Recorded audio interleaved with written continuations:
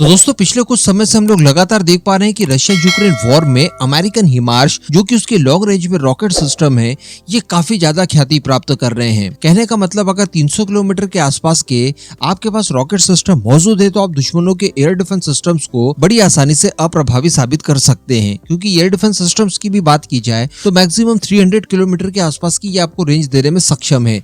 अगर इनसे safe distance maintain करके फिर आपने इनके ऊपर एक के बाद एक बहुत सारे रॉकेट सिस्टम बरसा दिए तो इन्हें आप काफी ज्यादा नुकसान पहुंचा सकते हैं। और यूक्रेन द्वारा इस समय रशिया के S-400 को इसी तरह से निशाना बनाया जा रहा है और कई सारे एयर डिफेंस सिस्टम जो कि S-400 S-300 थे उन्हें वाकई में हिमार्स द्वारा चकमा दिया भी गया है। इस तरह के कई सारे फोटोज और वीडियोस हम लोगों ने पिछले कुछ समय में सोशल मीडिया के माध्यम से देखे भी हैं। इसी वजह से बताया ये जा रहा है कि भारत का ध्यान भी अब अपने पिनाका रॉकेट सिस्टम को अपग्रेड करने के ऊपर दिया जा रहा है और इसे काफी ज्यादा बढ़ावा दिया जा रहा है। एक्चुअली वर्ष 2021 में ही जब भारतीय सीमा से लगते हुए क्षेत्रों में चाइना की फोर्सेस द्वारा 300 किलोमीटर प्लस रेंज वाले रॉकेट सिस्टम डिप्लॉय किए थे तो ये भारत के लिए चिंता का विषय था, क्योंकि भारत के पास इस समय पिनाका मार्क 2 से ज्यादा रेंज वाले कोई अन्य रॉकेट सिस्टम मौजूद है ही नहीं, जिनकी मैक्सिमम रेंज 90 किलोमीटर है और उसके पास 300 किलोमीटर रेंज वाले हैं।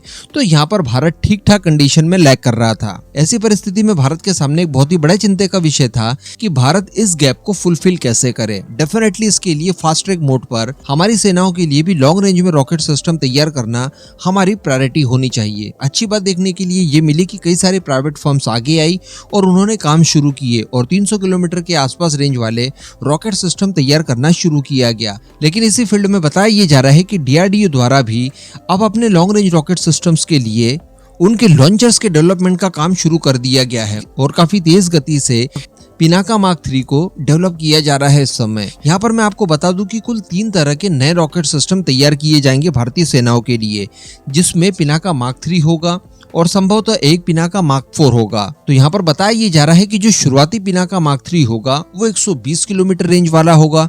इसमें भी 2 वेरिएंट होंगे, एक तो होगा गाइडेड और दूसरा होगा नॉन गाइडेड। गाइडेड से मतलब यहाँ पर ये हो जाता है कि ये किसी बैलिस्टिक मिसाइल की तरह ही बिहेव करने जा रहा है अपने टारगेट्स के प्रति, यानी पिन पॉइंट एक्यूरेसी को ये मेंटेन करेगा प्रिसीजन के साथ।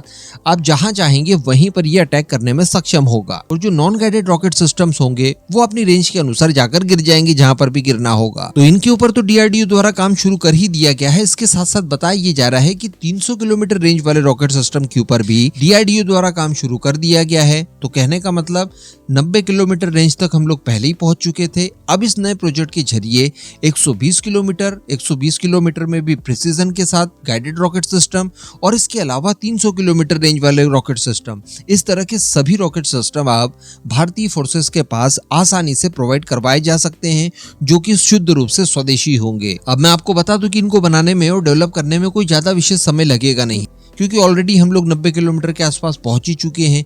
केवल इनकी रेंज ही बढ़ानी है। और सबसे बड़ी बात कि यहाँ पर जो कैलिबर सेट किया गया है वो 300 मिलीमीटर के लिए किया गया है, यानी 300 मिलीमीटर कैलिबर के साथ ये रॉकेट सिस्टम आने जा रहे हैं, जिसमें 120 किलोमीटर रेंज वाला भी होगा और 300 किलोमीटर रेंज वाला भी होगा। तो बहुत थोड़े से परिवर्तन करके ही इनका डेवलपमेंट शुरू कर दिया जाएगा। और जैसे ही ये डेवलप हो जाते हैं, इनके टेस्टिंग वगैरह सारी कुछ सफल हो जाती है, उसके बाद जब मास प्रोडक्शन की बारी आएगी तो उसके लिए तो हम लोग बहुत ही ज्यादा कैपेबल हैं। इस समय भारत की फोर्सेस के लिए साल भर में 12,000 से ज्यादा रॉकेट सिस्टम तैयार किए जा सकते हैं। तो बहुत बड़ी क्षमता हमारे पास पहले ही है।